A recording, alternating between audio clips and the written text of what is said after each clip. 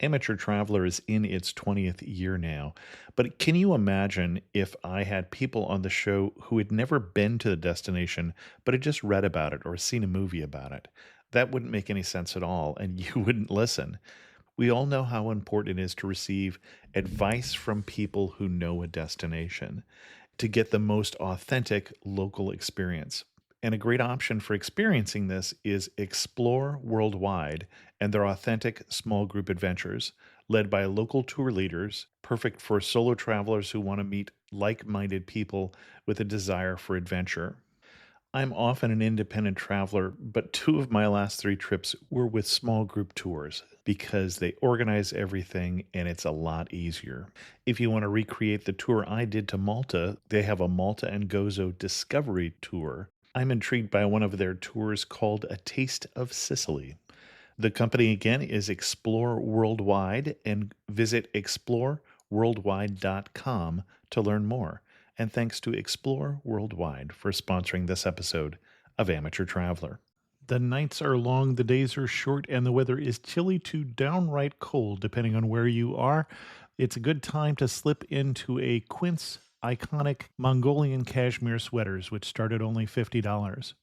You can treat yourself to everyday luxury at an affordable price with Quince. If you really want to dive into luxury, you can check out their leather handbags, washable silk shirts, and European linen sheet sets. Whatever you're looking for at Quince, all the prices are 50 to 80% less than similar brands, and they do that by partnering directly with top factories and cutting out the middleman. They only work with factories that use safe, ethical, and responsible manufacturing processes. And of course, they use premium fabrics and finishes for that luxury feel in every piece.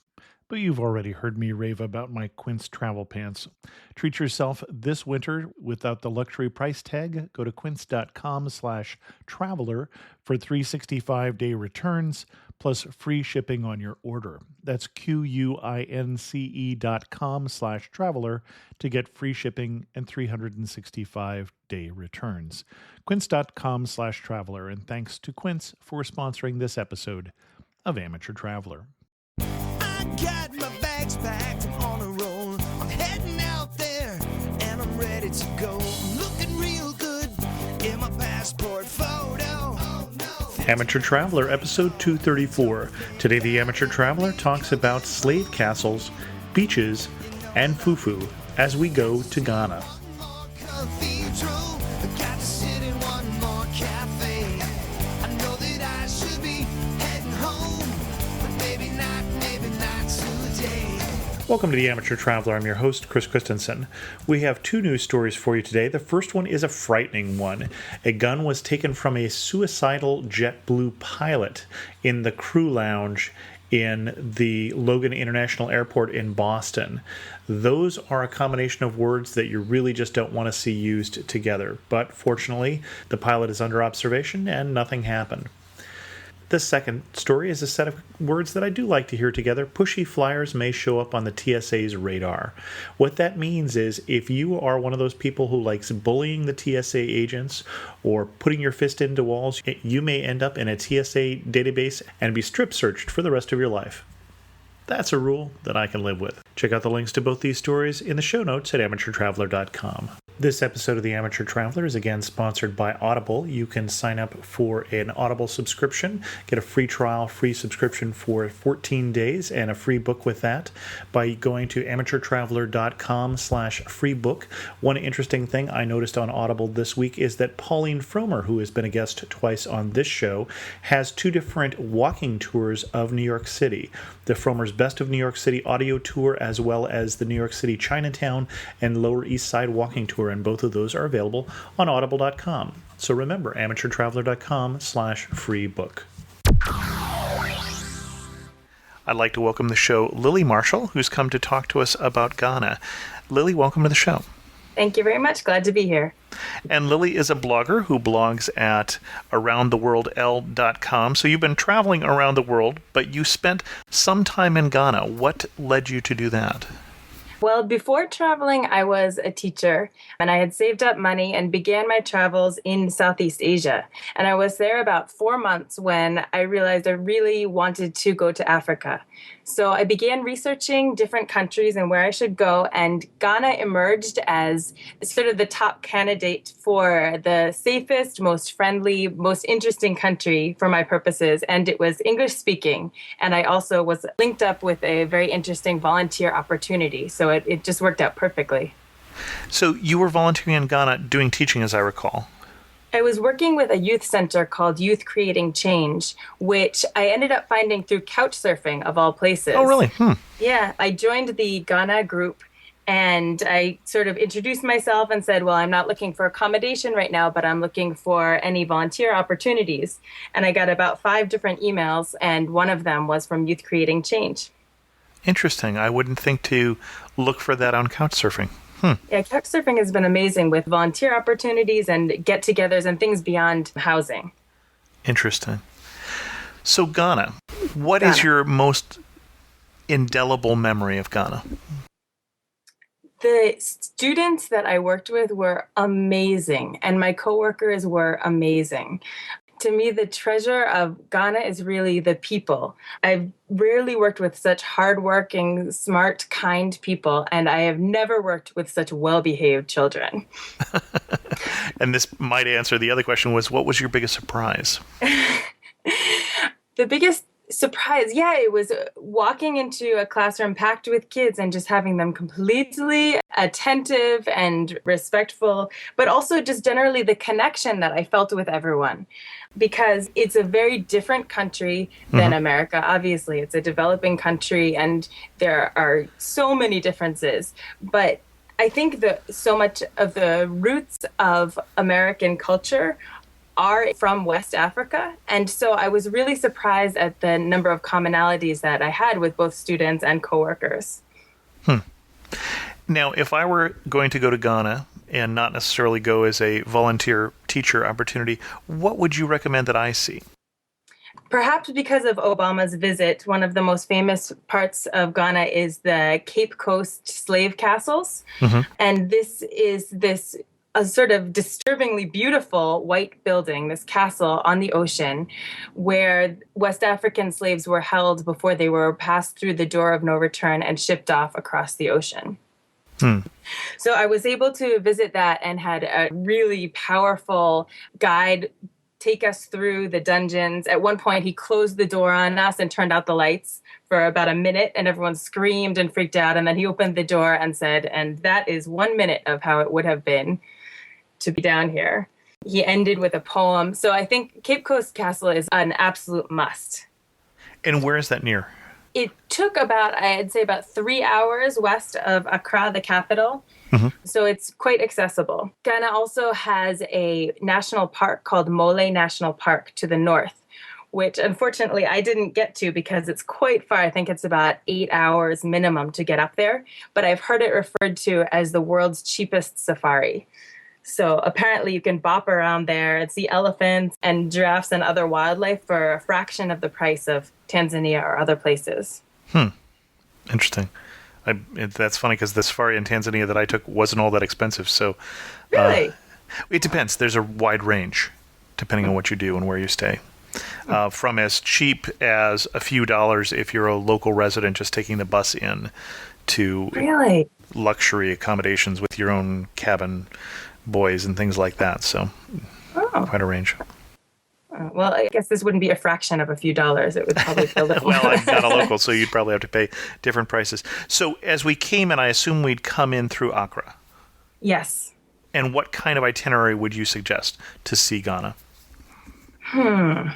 You have to remember that the whole 3 months I was there, I was based in Sogakope, which is 2 hours to the east of Accra.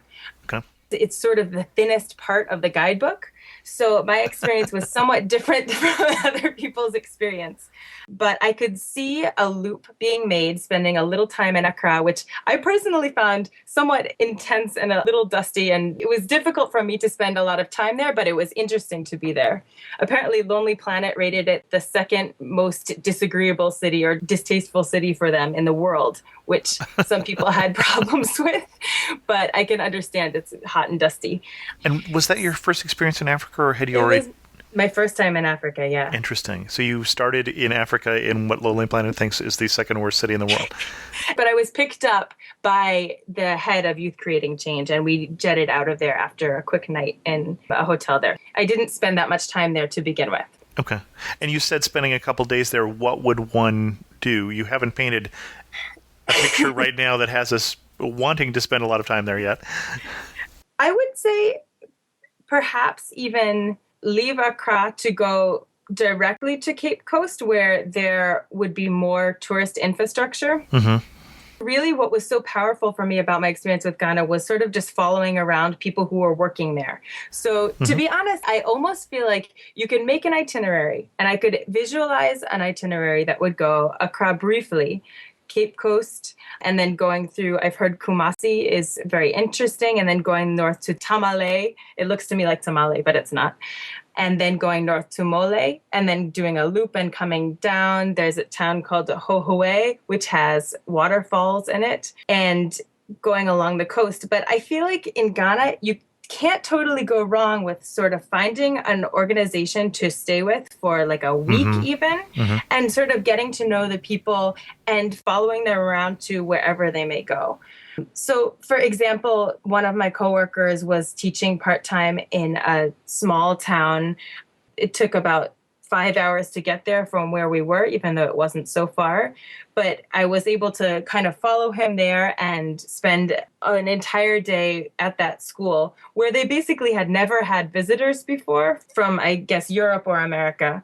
I feel like there's a lot to be said in Ghana for doing some of the main tourist things, but also somehow finding a way to be integrating into less touristy parts of the country. Okay. And when you say less touristy, did you find, even at the Cape Coast, is there that much tourist infrastructure there? No. Okay. I had come from, thank you, I'm glad you asked that. I had come from Southeast Asia, which, even though, Laos and Cambodia are poorer countries, they have amazing, amazing tourist infrastructure. It's just so easy to be a tourist in Southeast Asia. Cape Coast, while it had a little more infrastructure, I just was constantly shocked at the difference between Southeast Asian tourist infrastructure and that in Ghana. Contrast it for us. So you're talking about the hostels being different, or no hostels at all, or restaurants, or level of cleanliness, or what were the differences between the two? In Southeast Asia, there's very much a hostel culture. It's not hostel, like let me kill you, like hostel as in let me stay. Although right now Bangkok has gotten a little dicey, but it's got a little bit, unfortunately. So I was just actually browsing Hostel World in preparation for this interview, and there are places to stay around Ghana that you could stay in a private room for about $20 and it would be perfectly fine. But in terms of the hordes of other travelers who you can kind of recognize as travelers, that just isn't there. And I think that's kind of the first thing. There isn't the volume of travelers that you see in other places. Like, really, there isn't. And you can go for a long time and feel like you're kind of the only visitor around. And in the area where I was, the term for white person is yevu. And so wherever you'd walk, you'd have little kids really excited and doing a little dance and going, yevu, yevu, yevu. And even in Accra, actually, the word for a white person there is abroni. So you would hear that everywhere as well. So really, wherever you are, you feel like it's a special visit. You feel like you're not in a pack of tourists as you are in other places. To continue it, for example, Southeast Asia, there's free Wi-Fi everywhere. Sure. Ghana, in the 3 months I was there, I saw a huge explosion of the amount of, even the speed of the internet got a little bit faster when I was there. It really is developing, but it's still really behind what is in other countries. It's really slow. Certainly, you're not going to see the free Wi-Fi along the riverbanks that I saw all through Cambodia or Laos. And in terms of transportation, I found it a lot more confusing for me than in Southeast Asia. Just because more of the information that was available for transportation wasn't in English. Well, it's in English because it's an English-speaking country, officially. It felt to me confusing and overwhelming. Like, you can take a private taxi, which isn't that expensive, but the main way that people get around is by Trotro. It's like a shared minivan bus, kind of. Packed with people, I assume? Yeah, packed Yep. with people, and ranging from literally falling down and breaking down all the time to somewhat air conditioned and sleek.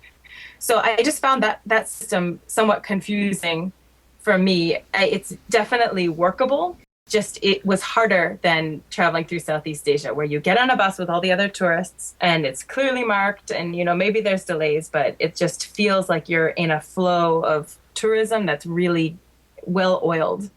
Okay. And so this is a good country to go to if you want to connect with the culture, and if you don't, go somewhere else, because you're going to be the only tourist for days at a time. And so hence the volunteer opportunity being a wonderful way to do that. Okay. Yeah, I mean, I wouldn't say you'd be the only tourist. You definitely do see tourists, and in Cape Coast you see tourists, and in other places as well you do. So it's not complete isolation, but it's very easy to become the only tourist in a place. Okay. And then you had mentioned walking into the classroom packed with kids. Now, my experience in sub-Saharan Africa is that packed with kids can mean 100 kids in one classroom, 3 at a desk, 3 books in the whole classroom. Is that same sort of situation here in Ghana? Well, I was lucky to have a really wide number of schools that I ended up working with, because I worked at the youth center, but then also we would go out to different schools every day, so in a cycle. So there was a whole range. We were mostly working with schools that had maybe like 40 kids in a classroom, which isn't ridiculous. Too bad, right? That's actually the average in California now, I think. But I was definitely struck, I think, more by resources, and as you would imagine, I suppose, but technology, just every place I went, the principals kept being like, if there's any way that you can get us a computer, that would just be wonderful. If we could only have a computer. So school after school without any computer at all. And then a number of places where they asked for a computer. In fact, they didn't even have electricity. I mean, the resources are a huge challenge. And yet, at the same time, I just felt so uplifted by the positive spirit of the students. And I was just overall really impressed with the schools. Yeah. The best day you had in Ghana? Well, let me steer this to food. I just marked on my questions here. Don't forget to ask about food. Okay. Okay, well, we can go. The best day in Ghana. There were a lot of best days in Ghana. Of the 9 months that I spent traveling, it was the part of my around the world journey that had the most heart, I guess. It felt the most connected. So, okay, we're going to talk about food later. No, we can talk about new food now if you want to. If your best day involves food, we'll talk about food now. There were many best days, but really the first month, there was just day after day that was just magical to see some place that was so different from where I was from. And so I hadn't really begun my teaching yet. So we would just walk around town. This would be Sogakope, but really any traveler could do this in any part of Ghana. And I would walk around with Ghanaian coworkers and a camera, and they would just point out different things. So the first thing is, in Ghana, everyone carries everything on their head. So you walk around and it's just endlessly fascinating to watch people walk by with these giant piles of things on their head. I've seen, in fact, entire computers on people's heads several times, like just anything. And so you could just watch that. Second, the clothing is stunning. There are these multicolored cloths that people buy in market, and then they're custom made, which you too, as a traveler to Ghana, can do for about $10, a custom made gorgeous outfit out of the cloth of your choice. So you can just walk around and look at that, or take pictures with people, or chat with them about their outfit. There were coconut sellers everywhere, so someone would slash one open with a machete and you can drink that. Just feeling the way it feels when it's really, really hot and the sun is really big. Walking around and having these little children come up and chat with you. Every day where I saw something new, which was basically every day, it was an amazing day. You talked about taking your camera everywhere. What picture or pictures just really captured the place for you? I would say a picture of a whole bunch of exuberant children running towards the camera and screaming, "Yeah, woo!" and including some who I knew who actually knew my name, which was nice after a lot of yahoos. And then in the background, having a woman with a gorgeous outfit with something giant on her head. I think would capture it. And then seeing the sun be bigger than I've ever seen in my life behind this. That would capture it. Excellent. You started to mention things to eat. Oh, I did. In Ghana, the general idea is, one, you eat with your hands, and you do not use your left hand. Okay. You have a pile of dough-like substance, which can be either banku, which is sort of a Play-Doh mushiness, and it's made, I think, from cassava. Or you can have fufu, which is a slightly softer Play-Doh type consistency. Or you can have a yam. So you have this either Play-Doh or yam. Then you have a stew, which can be all sorts of delicious things, but sometimes is sort of tomato and vegetable-y based, I guess. Or you can have palm nut. So then you pinch off a little piece of this Play-Doh-like dough. You mash it around in your right hand. You put in a little indent in. So it is, as one student called it, an artificial spoon. And you dip it into the stew, getting a little tiny pool of stew, and then slurp it into your mouth. And it's amazing. It's amazing. And I'm kind of angry at a particular guidebook, which will not be named, but go ahead. No, because I like this guidebook. Okay, fine. It's the Brandt guidebook. I like it because he's just completely sassy and uncensored, the whole guidebook. He's like, oh, this place isn't worth it at all. But I just feel like he's wrong a lot of times. And he hates all of these foods like banku and fufu. He calls them gelatinous and tasteless. And to be honest, some of the volunteers just absolutely could not eat them. So I suppose it's a matter of taste. But there's just something about it, like sticking your hands in this dough and then sticking it in this warm, slimy soup. Oh, they put okra in it a lot, so it gets a little slimy. And then slurping it right in your mouth. It's like a full body eating experience. It's amazing. I love it. And then you're covered in, usually it's like oily redness and dough afterwards. And so they give you a little bowl of water to wash up, which usually wasn't enough for me. I needed like a bath after each meal. Also, I saw a lot of fish, especially tilapia. And so that would go in the stew often. Or you could eat it with banku, with the dough and some onions, and just kind of mush it all together and pull off pieces and put it in your mouth. And that was delicious. What do you wish you had known before you went to Ghana? Before I went, I read that, especially if you have a volunteer position, but I think this would go for a lot of things. I read that it will seem like things are not happening. It seems like you're just sitting around or no one is working or nothing is happening. But in reality, everyone is working all the time. And in reality, things are going kind of as fast as they can go. So, for example, when I first began my volunteer placement, I was like, I feel like I should be teaching right now. I need to go right away. I was confused about who was working. But then it became clear that really everyone was working constantly because I lived with all of my coworkers. And so it took about a month and a half for me to realize how hard everyone was working, but it's a different way than you're used to. And I can't entirely explain it other than that. But just if people tell you that, know that it's true. It's definitely true. It sounds like it might be similar. Some of the things I ran into is a different sense of time. A different sense of punctual, for instance, didn't really have the same. We did something like going to church. Well, when does church start? When the pastor shows up.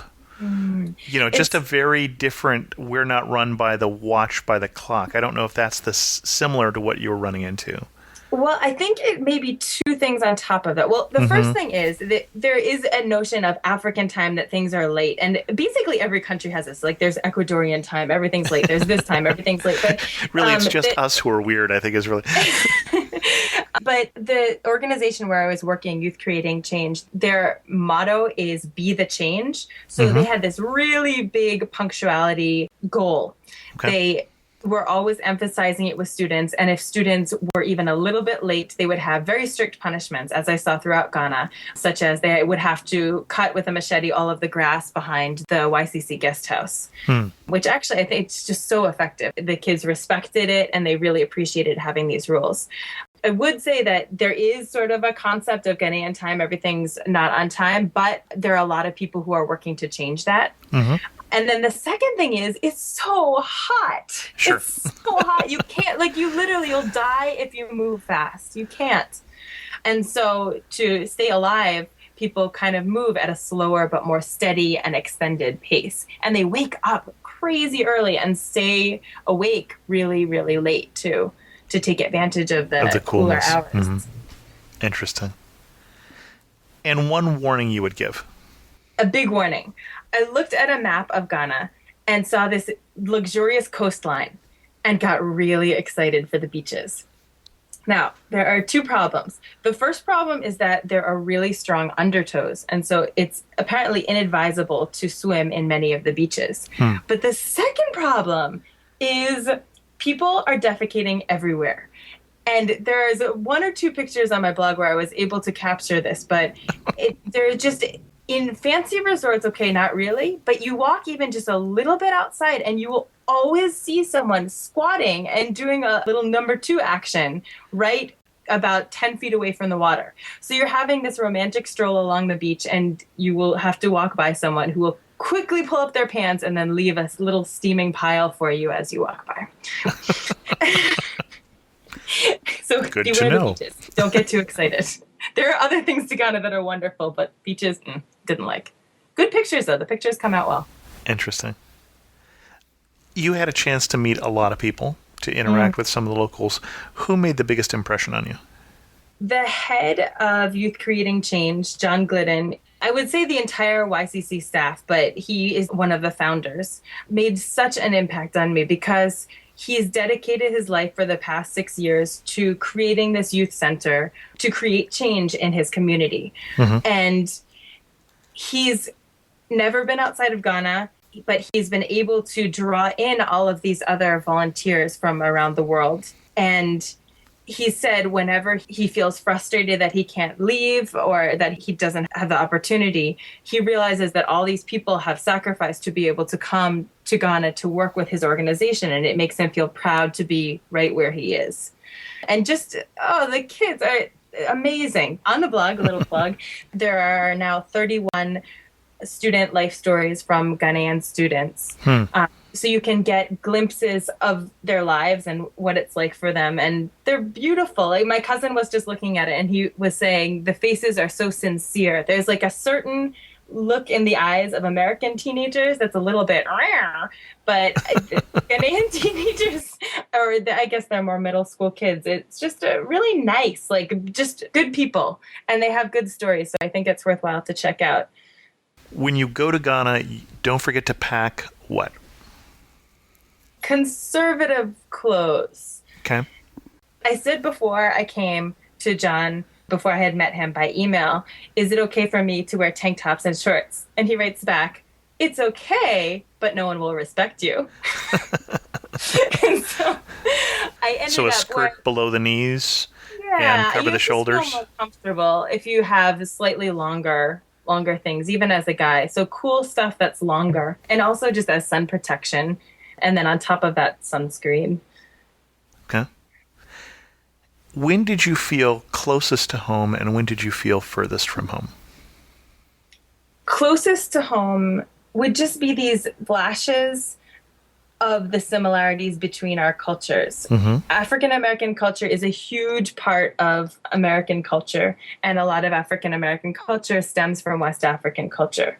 So, for example, Ghanaian music, you'll hear it and you'll kind of feel like in some way you're listening to something you might have been listening to in the US at some point. Just in some ways the way people think. And so I felt closest to home to just hanging out with the people and feeling loved and feeling like I was contributing and people were contributing to me, and it was a giant circle of love and happiness. Okay. Furthest from home. 3 months can be a long time to stay somewhere, especially a developing country.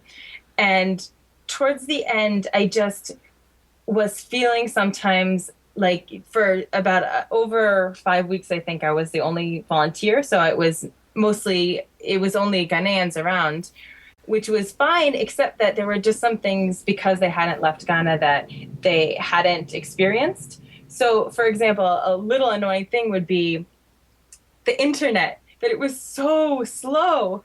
A lot of people had not experienced fast internet. So just like that's just a small smidge of things that were frustrating that you can't really talk about because people around you just haven't seen other things. Just as like an Ghanaian coming to America wouldn't be able to explain some things that Americans hadn't seen if they hadn't been to Ghana. As we start to wind this down, finish this sentence for me. You really know you're in Ghana when what? You really know you're in Ghana when someone with the most awesome rainbow-colored custom-made outfit walks by with something the size and weight of you on top of their head. They smile and wave and say, "Hello, are you fine? I hope you are fine." And you feel and you feel you're in Ghana and you're sweating. And if you had to summarize Ghana in just 3 words, which 3 words would you use? Friendly, fascinating, and fantastic. Excellent. Lily, thanks so much for coming on the show. And once again, where is your blog? It is at aroundtheworldl.com. And you can also find me on Twitter at WorldLily, Lillie. And thanks so much for coming on The Amateur Traveler and sharing with us your love of Ghana. Thank you so much, Chris. And just in case you're wondering the answer to the question, as I was, what is the city that Lonely Planet likes less than Accra in Ghana? The answer is Detroit. I don't have any internet resources for you today. I'll try and find some from next week, or if you have some suggestions, let me know what they might be. I did get some feedback from listeners this week. From Alan, I heard my wife and I just returned from Bosnia and Herzegovina, Sarajevo, and Mostar, which is next to Croatia. We were also in Croatia, Montenegro 1.5 years ago. I cannot disagree with you on the beauty of Montenegro and Croatia. However, I do disagree with you on the car rental. I found a very reasonable rate on the car rental in Dubrovnik and found the beauty of these countries can be more fully discovered by car. There's a pull-off giving some great views of Dubrovnik just as you're driving south of Dubrovnik. There are many small towns in both countries that you have to have a car to reach. As for the parking, I had no trouble. Traffic was light and travel by car excellent. There is accommodation everywhere and reasonable.